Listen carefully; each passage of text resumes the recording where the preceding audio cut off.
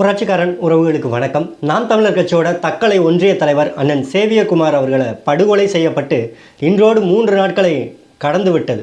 ஆனால் இன்னும் அந்த குற்றவாளிகள் யாருன்னு கைது செய்யப்படலை. குற்றவாளிகள் யார் என்று தெரிந்தும் அந்த குற்றவாளிகள் எதனால் அண்ணன் சேவியர்குமார் அவர்களை படுகொலை செய்தாங்க, அதோட நோக்கம் என்ன, எத்தனை பேர் சேர்ந்து செய்தாங்க, அவர்கள் இப்போது எங்கு இருக்கிறாங்க என்கிற எல்லா விவரமே தெரிந்த பிறகும் காவல்துறை அமைதியாக இருக்குது. ஒருவரை கூட இன்னும் கைது செய்யப்படவில்லை. ஒரு உயிருங்கிறது இன்றைக்கி பறிபோய் இருக்குது. அந்த உயிருக்கான நீதி இன்னும் கிடைக்கல. மக்கள் தொடர்ந்து போராடி கொண்டு இருக்காங்க. அவங்க குடும்பத்தார் தொடர்ந்து போராடி கொண்டு இருக்காங்க.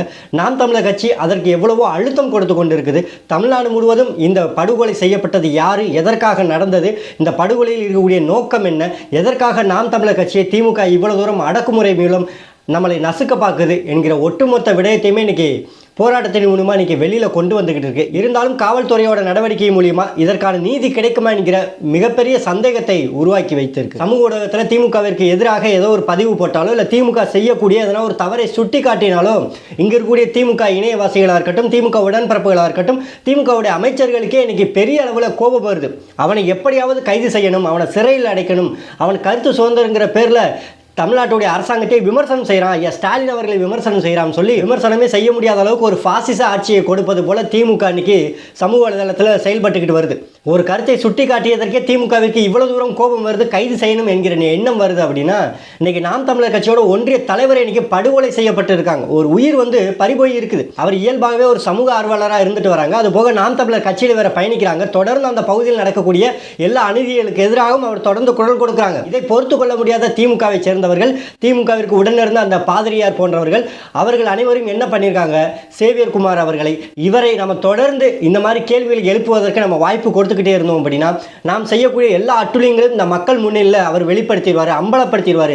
அப்போ அவரோட வாயை அடைக்கணும் அப்படின்னா அப்போ அவரோட உயிரை நாம் எடுத்தாக வேண்டும் என்கிற சூழ்நிலைக்கு அவங்க தள்ளப்படுறாங்க. இந்த படுகொலை நடந்தது யாராலும் சொல்லி எல்லாரும் சந்தேகப்படும் பொழுது திமுகவுடைய ஒன்றிய செயலாளர் ரமேஷ் பாபு வர்றாங்க, பாதிரியார் வர்றாங்க, இன்னும் அவரோட உடனிருந்தவர்கள் வர்றாங்க. ஆனால் அதற்கு முழுவதுமாக அதற்கு பின்னாடி யாரெல்லாம் இருக்கிறான்னு சொல்லி அலசி ஆராய்ச்சி தேடி பார்க்கும் பொழுது அதற்கு பின்னாடி அமைச்சர் மனோ தங்கராஜ் அவர்களுடைய தொடர்புங்கிறது வருது.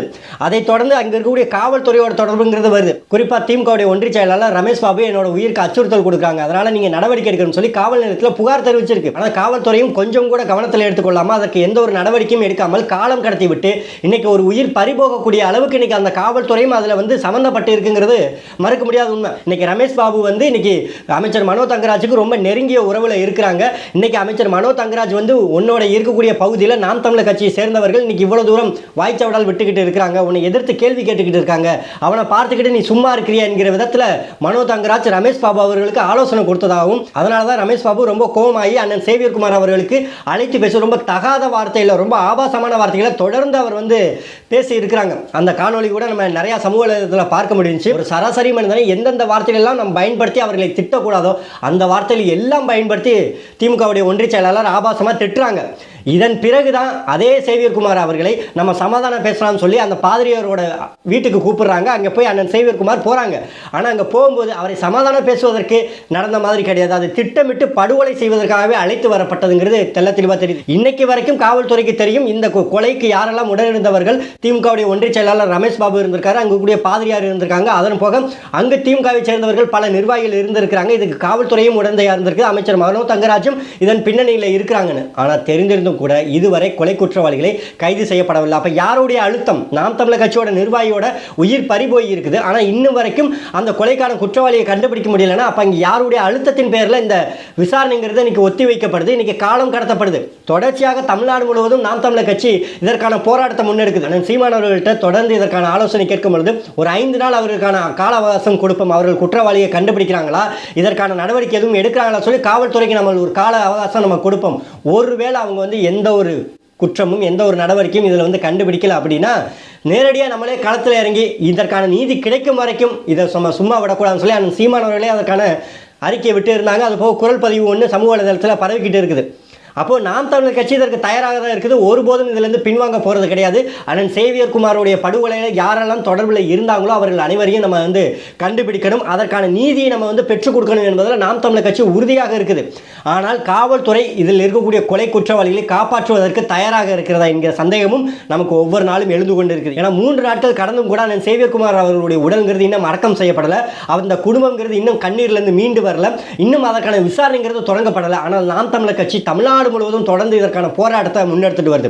இங்கே திமுக என்ன நினைக்குது அப்படின்னா, ஒரு சாதாரண ஒரு கேளிக்கை சித்திரம் போட்டதற்கும் சாதாரண புகைப்படம் போட்டதற்கும் கைது செய்யக்கூடிய அளவிற்கு காவல்துறை வைத்திருக்கக்கூடிய திமுகவுடைய அரசாங்கம் ஐயா மு.க. ஸ்டாலின் அவர்கள் இன்னைக்கு நாம் தமிழர் கட்சியோட ஒன்றிய தலைவருடைய உயிர் பறிபோய் இருக்குது. ஒரு உயிரை எடுக்கக்கூடிய அளவுக்கு உங்களிடம் என்ன அப்படி கேள்வி கேட்டால், சமூகத்தில் நடக்கக்கூடிய அநீதிகளை தட்டி கேட்டது உங்களுக்கு அவ்வளவு பெரிய குத்தமாக இருக்குதா? ஸ்டாலின் அவர்கள் எதிர்க்கட்சியாக இருக்கும்போது தமிழ்நாட்டில் நடந்த எல்லா அநீதிகளுக்கு எதிராகவும் குரல் கொடுத்திருந்தார்.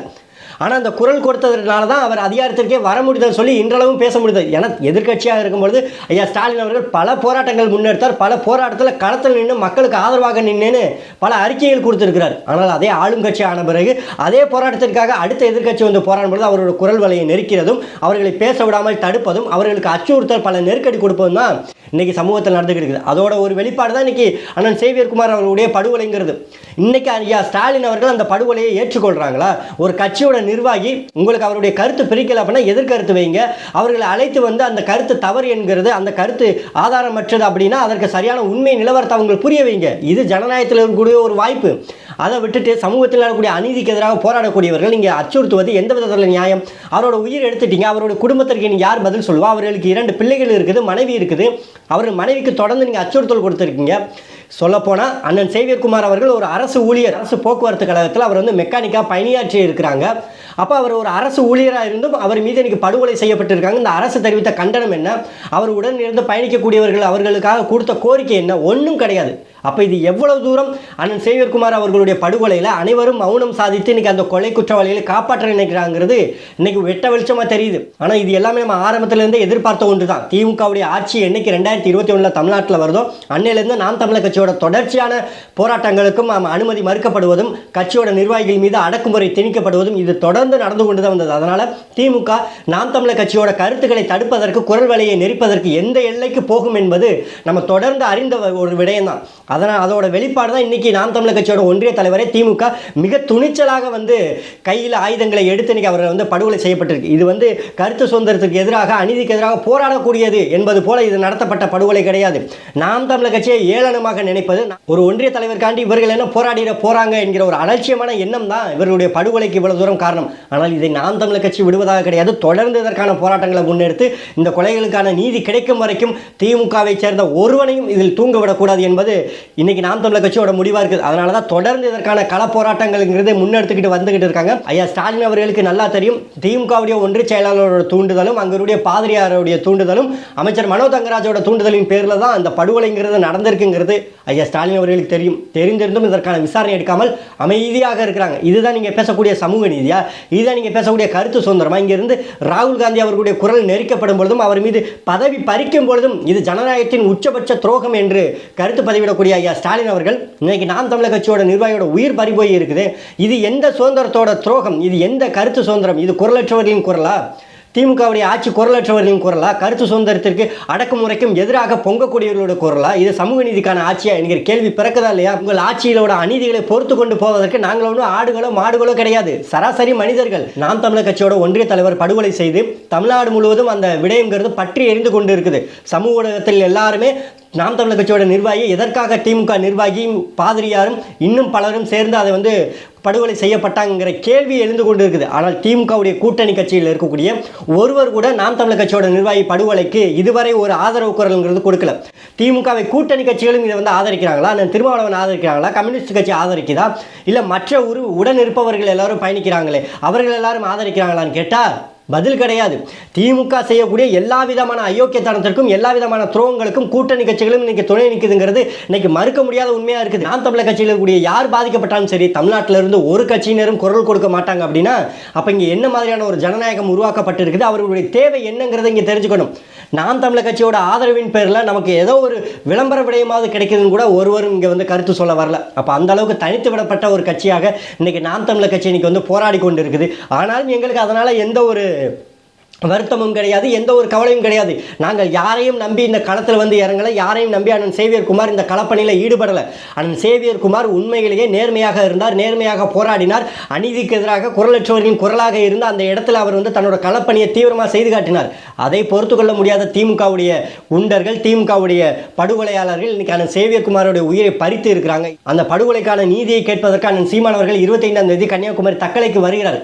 வரும்பொழுது இன்னும் தீவிரமான போராட்டத்தை கையில் எடுத்து திமுகவுடைய அரசாங்கத்திற்கு எதிராக, திமுகவுடைய இந்த படுகொலைக்கு எதிராக நீதி கேட்கும் வரை அதற்கான போராட்டத்தை முன்னெடுக்கக்கூடிய வழியில் தான் இன்றைக்கி நாம் தமிழர் கட்சி தொடர்ந்து முன்னெடுத்துக்கிட்டு வருது. நடவடிக்கை எடுக்கிறவரை விடாதீங்க. அறிக்கை என்ன கடுமையாக கொடுத்துருக்கேன். மாநிலம் முழுமைக்கும் எல்லா மாவட்டத்திலையும் போராட சொல்லியிருக்கேன். 25 இரவு வந்து அங்கே இறங்கிடுவேன். காலையில் நம்ம என்னென்னு பார்ப்போம். அது வரைக்கும் கைது பண்ணலைன்னா அடி பின்னிடுவோம். பேசாமல் விடாதீங்க, தொடர்ச்சியாக போராடுங்க.